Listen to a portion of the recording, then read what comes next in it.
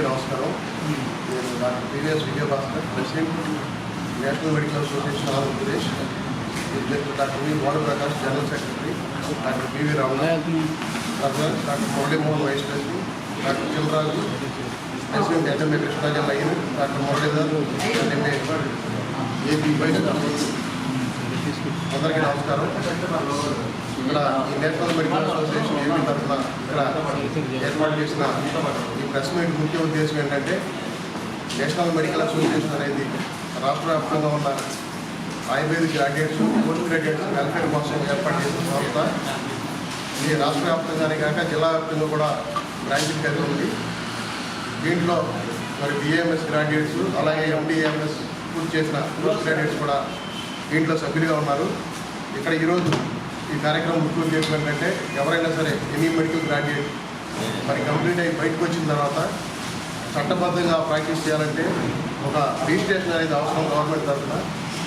ఆ registration process అనేది మాకు ఆంధ్ర బోర్డు ఫర్ ఆయుర్వేద దాంట్లో ఎన్నాళ్ళు జరుగుతూ ఉంది గత 40-50 సంవత్సరాల నుంచి.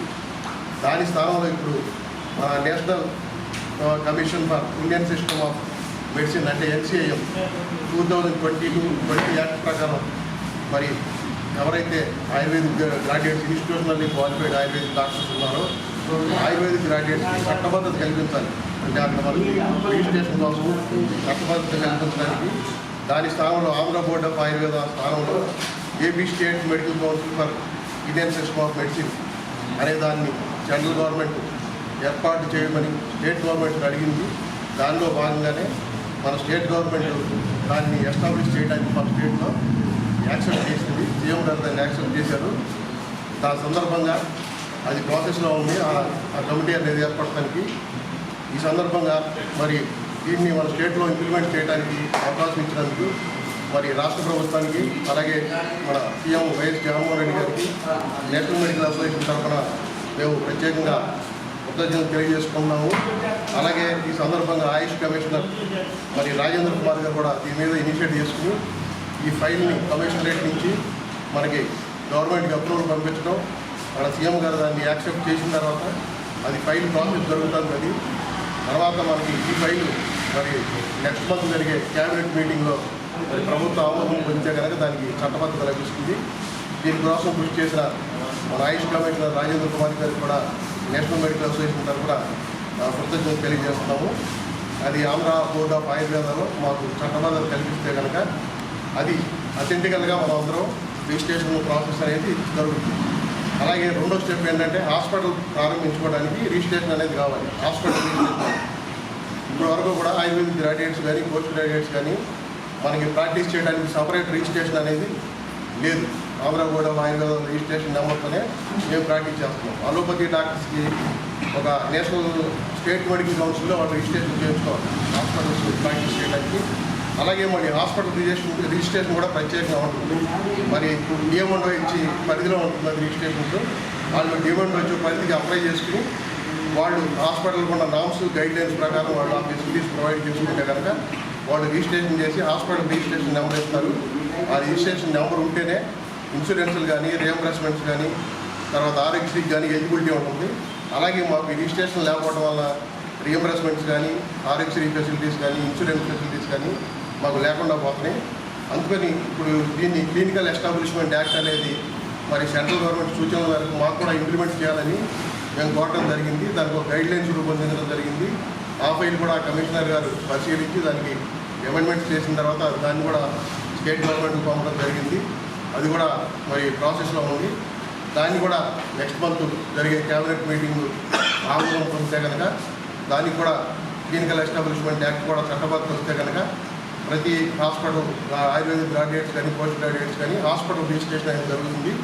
దానివల్ల అందరికీ ఉపయోగం జరుగుతుంది. ఇన్సూరెన్స్ క్లెయిమ్ చేసుకోవడానికి కానీ, రియంబర్స్మెంట్స్ కానీ, ఆరోగ్యశ్రీ అనుమతులు తెచ్చుకోవడానికి కూడా ఉపయోగకరంగా ఉంది. కాబట్టి ఈ రెండు ఫైల్స్ని మూవ్ చేసినందుకు మరి అలాగే యాక్సెప్ట్ చేసి మాకు సపోర్ట్ చేసినందుకు మా రాష్ట్ర ప్రభుత్వాన్ని కృతజ్ఞతలు తెలియజేస్తూ, అలాగే నెక్స్ట్ మంత్ జరిగే క్యాబినెట్ మీటింగ్లో ఈ రెండు ఫైల్స్కి చట్టబద్ధత కల్పించవలసిందిగా మరి ఎన్ఎంఏ ఏపీ తరఫున అందరి తరఫున మేము రిక్వెస్ట్ చేస్తున్నాము. అలాగే ఇంకో ముఖ్యమైన విషయం ఏంటంటే, ఎంప్లాయ్మెంట్ చాలామంది ఆయుర్వేదిక్ గ్రాడ్యుయేట్స్, పోస్ట్ గ్రాడ్యుయేట్స్ చాలామంది బయటకు వచ్చి ఖాళీగా ఉన్నారు. వాళ్ళు ఎవరికి సరైన ఎంప్లాయ్మెంట్ లేదు. 2012వ సంవత్సరంలోనే లాస్ట్ రిక్రూట్మెంట్స్ జరిగినాయి. ఇవి గవర్నమెంట్ పోస్టులు పడి తర్వాత ఇంతవరకు గవర్నమెంట్ పోస్టులు అనేది లేవు. 2021లో ఒక 72 పోస్టులకి నోటిఫికేషన్ ఇచ్చారు. అయితే కాంట్రాక్ట్ బేసిస్లో చేసి వాళ్ళు దాన్ని కోర్టులో వేయడం వల్ల ఆగిపోవడం జరిగింది. సో అప్పటి నుంచి ఈ గవర్నమెంట్ ఎంప్లాయ్మెంట్ అనేది లేదు. చాలామంది గ్రాడ్యుయేట్స్, పోస్ట్ గ్రాడ్యుయేట్స్ జాబ్స్ లేక ఖాళీగా ఉన్నారు. దయచేసి రాష్ట్ర ప్రభుత్వానికి విజ్ఞప్తి చేసేది ఏంటంటే గత 2015 సంవత్సరం నుంచి ఇప్పటివరకు న్యూ ఎంప్లాయ్మెంట్ లేదు కాబట్టి దయచేసి న్యూ ఎంప్లాయ్మెంట్ కూడా కొన్ని పోస్టులు కూడా రిక్రూట్ చేయవలసిందిగా, అలాగే 2021లో ఏదైతే అయిపోయిన 72 పోస్టులు ఉన్నాయో ఆ పోస్టులను కూడా మరి దయచేసి ఫిలప్ చేయవలసిందిగా రాష్ట్ర ప్రభుత్వానికి కోరుతూ మరొకసారి అందరి తరఫున రాష్ట్ర ప్రభుత్వానికి కృతజ్ఞతలు తెలియజేస్తున్నాను. Thank you. Secretary doctor Gopal. పాత్రికేయ మిత్రులందరికీ నమస్కారం. ఇంకా ఆయుర్వేదం విషయంలో మిడ్ లెవెల్ హెల్త్ ప్రొవైడర్స్ కింద నేషనల్ హెల్త్ మిషన్ వాళ్ళు సెంట్రల్ గవర్నమెంట్ స్కీమ్ కింద ఇక్కడ విలేజ్ క్లినిక్స్లో బిఎస్సీ నర్సింగ్ వాళ్ళని ఏర్పాటు చేసుకోవడం అనేది స్టేట్ గవర్నమెంట్ జరుగుతుంది. ఇప్పటికీ 2 సంవత్సరాల నుంచి అది ప్రాసెస్లో ఉంది. కానీ సెంట్రల్ గవర్నమెంట్ ఇచ్చిన నోటిఫికేషన్లో వాళ్ళు ఇచ్చిన గైడ్లైన్స్లో ఎంబీబీఎస్, బిఏఎంఎస్, బిఎస్సీ నర్సింగ్ ఉన్న ముగ్గురిని కూడా దాంట్లో ఇంక్లూడ్ చేశారు. కనుక మేము ఈ సందర్భంగా మీ ద్వారా గౌరవనీయ ముఖ్యమంత్రి గారిని విన్నపం చేసుకుంటున్నాము.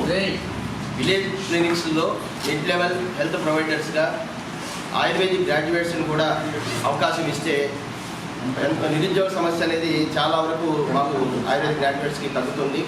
మన పక్క రాష్ట్రమైన తెలంగాణలో బిఏఎంఎస్ వాళ్ళు, అలాగే పంజాబ్, పక్క రాష్ట్రాల్లో కూడా దేశంలో అనేక రాష్ట్రాల్లో ఈ యొక్క విలేజ్ క్లినిక్స్లో మిడ్ లెవెల్ హెల్త్ ప్రొవైడర్స్గా ఆయుర్వేదిక్ గ్రాడ్యుయేట్స్ని అపాయింట్మెంట్ చేసుకోవడం అనేది జరిగింది.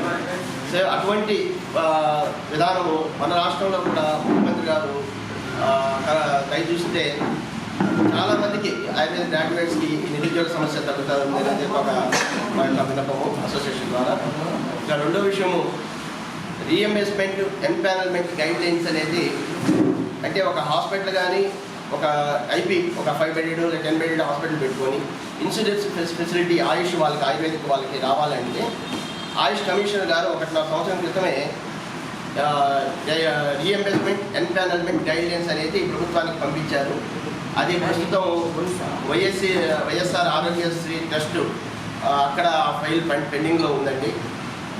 దానికి ఆ ట్రస్ట్కి వైస్ చైర్మన్గా ఉన్న గౌరవనీయులు మంత్రివర్యులు ఆరోగ్య శాఖ మంత్రివర్యులైన విడుదల రజని గారు కొంచెం ప్రత్యేక దృష్టి సారించి ఆ రీఎంబర్స్మెంట్ ఎంపానల్మెంట్ గైడ్లైన్స్ ఆయుష్ వాళ్ళకి ఏర్పాటు చేస్తే ప్రస్తుతం ఉన్న మన రాష్ట్రంలో ఉన్న ఆయుర్వేదిక్ హాస్పిటల్స్ గడుపుతున్న వాళ్ళకి చాలామందికి సెంట్రల్ గవర్నమెంట్ వచ్చే హెల్త్ స్కీమ్స్ కానీ ఇన్సూరెన్సెస్ కానీ ఇవన్నీ కూడా మాకు అవకాశం ఉంటుంది. అప్పుడు ఆయుర్వేదం చదువుకొని బయటకు వచ్చిన వాళ్ళు ధైర్యంగా ఆయుర్వేదిక్ హాస్పిటల్స్ నడుపుకునే దానికి కూడా వీలుగా ఉంటుంది. కాబట్టి ఇది కూడా రాష్ట్ర పరిధిలో ఉంది. కాబట్టి దీని మీద కూడా మన మినిస్టర్ గారు, ఆరోగ్య శాఖ మంత్రి వారు ప్రత్యేక దృష్టి సారించి మాకు ఈ అవకాశం కూడా కల్పించాలి. ఎందుకంటే ప్రస్తుతం ప్రభుత్వం ఆయుర్వేదం మీద, ఆయుర్వేద వైద్యుల మీద ప్రత్యేక దృష్టి సారించి మాకు కావాల్సిన అనుకూలమైన పాజిటివ్ స్టెప్స్ తీసుకుంటున్నారు. కాబట్టి ఇవి కూడా, ఈ 2 కూడా మాకు చేస్తే బాగుంటుందని మీ ద్వారా మేము విన్నవించుకుంటున్నాం. ధన్యవాదాలు. Thank you sir.